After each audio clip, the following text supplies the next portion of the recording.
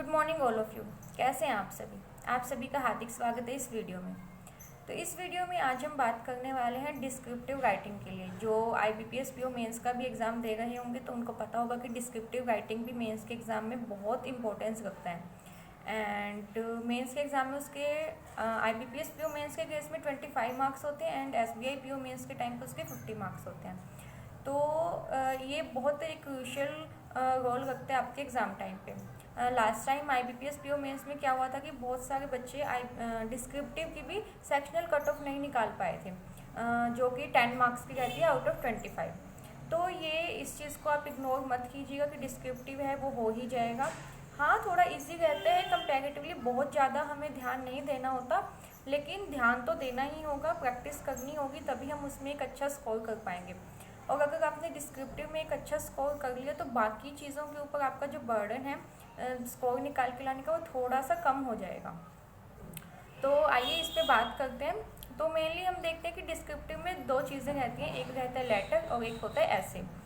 तो लेटर के भी 3 टॉपिक हमें देखने को मिलेंगे एग्जाम में एंड ऐसे के भी 3 टॉपिक देखने को मिलेंगे। उन दोनों में से आपको एक एक टॉपिक करना रहेगा, एक लेटर का एक ऐसे का।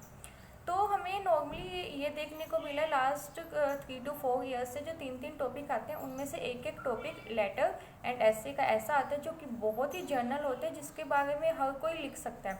बहुत ज़्यादा टेक्निकलिटीज़ नहीं होती हैं उस चीज़ में। मेरे को ध्यान है कि लास्ट ईयर आया था कि ऑनलाइन एजुकेशन के बारे में हमें लिखना था, कि बहुत जनरल टॉपिक ऑनलाइन एजुकेशन के बारे में हम सब कुछ हर एक स्टूडेंट लिख सकता है। एंड उससे लास्ट ईयर एक टॉपिक आया था जो कि बड़ा जनरल था, जो कि बॉयज़ एंड गर्ल्स की इक्वालिटी स्टडीज़ से रिलेटेड कुछ था भी, प्रॉपर तो मुझे याद नहीं है, उनकी इक्वालिटीज़ के ऊपर था। तो काफ़ी जनरल टॉपिक आएंगे। ऐसे ही लेटर का भी टॉपिक काफ़ी एक जनरल आएगा ही, जो आप आराम से लिख पाएंगे बिना किसी टेक्निकलिटीज़ के। तो ये चीज़ रहेगी। तो इस चीज़ को लेकर बिल्कुल भी लोड नहीं लेना कि कोई एकदम से टॉपिक ऐसा आ जाए जिसकी हमें कोई भी इन्फो ही नहीं है उसके बारे में हम कैसे लिख पाएंगे, तो ऐसा नहीं होगा। हाँ, थोड़ा सा आप अप टू डेट रहिएगा ताकि जब आप लिखें तो एक अच्छे पॉइंट्स भी उसके अंदर डाल पाए, लेकिन ऐसा नहीं होगा कि आपको उसके बारे में कुछ नॉलेज ही नहीं है। ऑफकोर्स आप IBPS PO मेंस का एग्ज़ाम दे रहे हैं, इंग्लिश के लिए आप स्टडी भी कर ही रहे हैं, रीडिंग भी कर रहे हैं, तो वो आप आराम से कर ले जाएंगे। वो ऐसा कुछ भी डरने वाली चीज़ नहीं है कि हमें कुछ भी नहीं पता होगा, तो वो चीज़ हो जाएगी। एंड डिस्क्रिप्टिव के टाइम पे जो लेटर होता है उसकी काउंटिंग आई गेस 150 होती है एंड जो जो ऐसे की वर्ड काउंट्स होते हैं वो 250 होते हैं। तो हमें मेनली क्या ध्यान देना होगा, जो हम लेटर की प्रिपरेशन के टाइम हमें देखना है उसका फॉर्मेट, क्योंकि फॉर्मल और इनफॉर्मल 2 टाइप के लेटर्स देखने को मिलेंगे। तो आप दोनों का फॉर्मेट अच्छे से देख के जाइएगा कि पहले क्या एड्रेस लिखना है, डेट डालनी है, फिर सेंडर्स या रिसीवर्स का जो भी एड्रेस लिखना है, सब्जेक्ट लिखना है, उसके बाद बॉडी आएगी, उसके बाद यूएस फेथफुल ये करके जो भी हम लिखते हैं वो सब चीज़ें लिखनी है। ऐसे ही आप दोनों फॉर्मल एंड इनफॉर्मल दोनों के फॉर्मेट को अच्छे से देख के जाइए।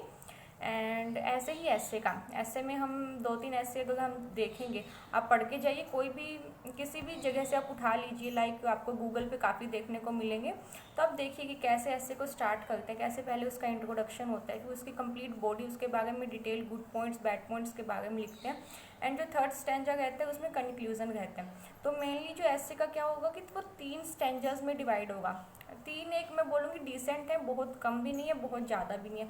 कुछ स्टूडेंट्स क्या करते हैं 5-6 स्टैंजाज में डिवाइड कर देते हैं, तो वो बहुत ज़्यादा एक डिवाइडेशन हो जाता है।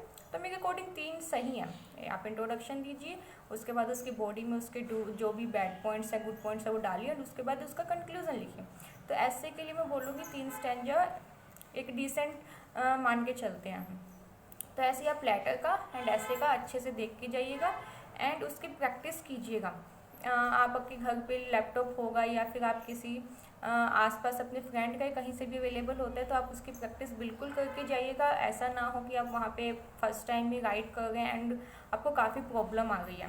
तो कम से कम आप घर पे एक बार करके जाएंगे, 1 से 2 बार, तो आपको पता होगा कि चीज़ें कैसे करनी है। अगर आपकी स्पीड मैच हो गई है तो वेल एंड गुड, बहुत अच्छी चीज़ है।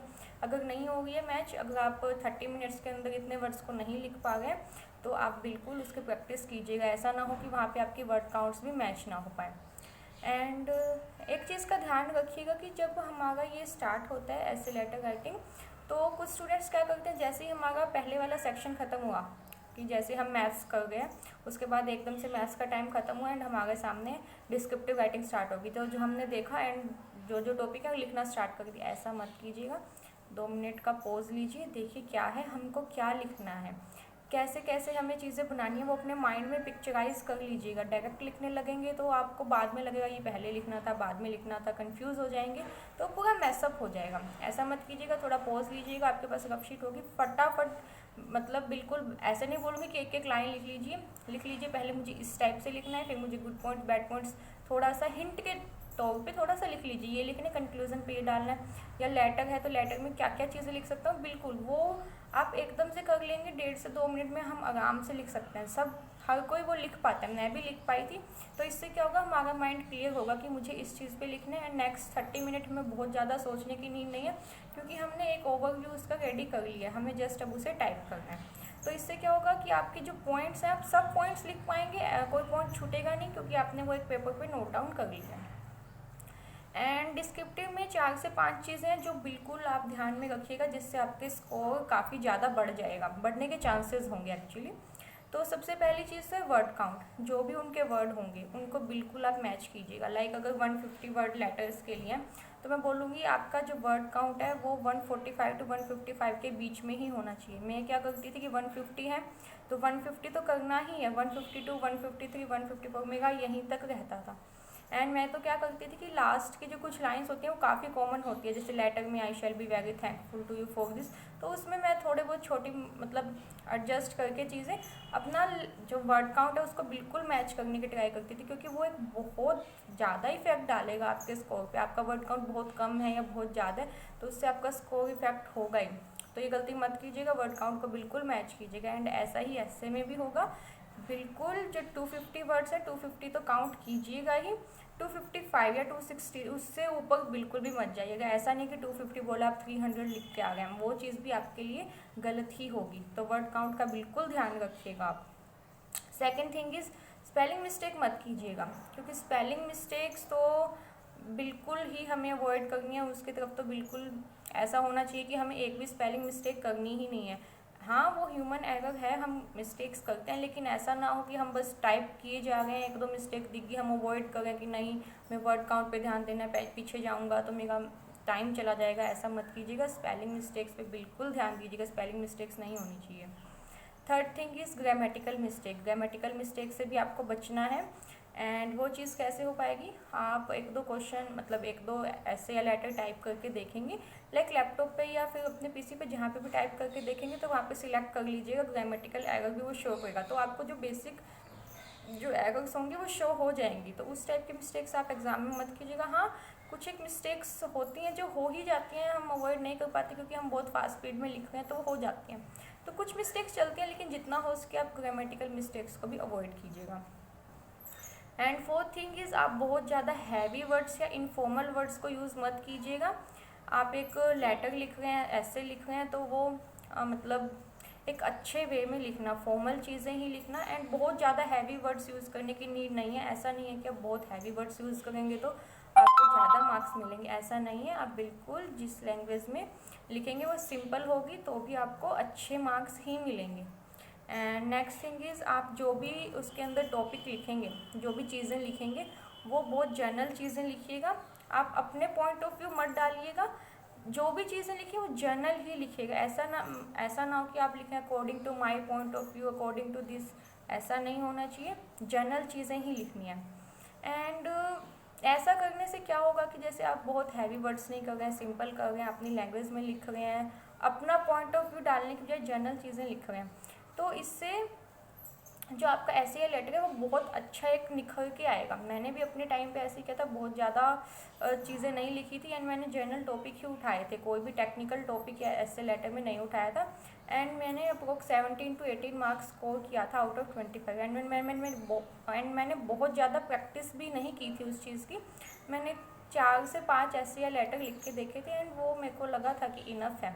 तो आप भी ये चीज़ कर सकते हैं एंड बहुत अच्छा जाएगा आपका ऐसे लेटर राइटिंग। बहुत ज़्यादा लोड लेने की नीड नहीं है इसमें, बस जो 4-5 चीज़ें हैं उनका ध्यान रखिएगा, word count and spelling mistake, grammatical mistakes, heavy words और इनफॉर्मल वर्ड्स का यूज़ मत कीजिएगा एंड अपने पॉइंट ऑफ व्यू मत डालिएगा। एंड इसके अलावा फॉर्मेट एंड जो भी चीज़ें वो तो आप देख के जाएंगे। इनफैक्ट फॉर्मेट का तो क्या होता है, कुछ स्टूडेंट के पास टाइम रहता है, वो करंट अफेयर जब हमारा सेक्शन होता है तो उसमें ना एक पेज पे राइट डाउन कर लेते हैं ताकि उन्हें एकदम से याद रहे, कुछ भी चीज़ वो लेटर के टाइम पे भूले ना। तो अगर आपको भी ये चीज़ यूज़ करनी है तो आप भी ये चीज़ यूज़ कर सकते हैं, उस टाइम को यूटिलाइज़ कीजिए, क्यों ही वेस्ट करना है। तो वो फॉर्मेट लिख लीजिए, बाकी बॉडी तो हम थोड़ी बहुत चेंज कर ही देते हैं, फॉर्मेट तो सेम ही रहता है, तो आप वो भी चीज़ कर सकते हैं। तो इससे भी आपका थोड़ा सा टाइम तो सेव होगा ही, एंड बहुत ज़्यादा डिफिकल्ट नहीं है, आपका ईजिली हो जाएगा। So all the best for your exam, and thank you for watching the video. Thank you so much.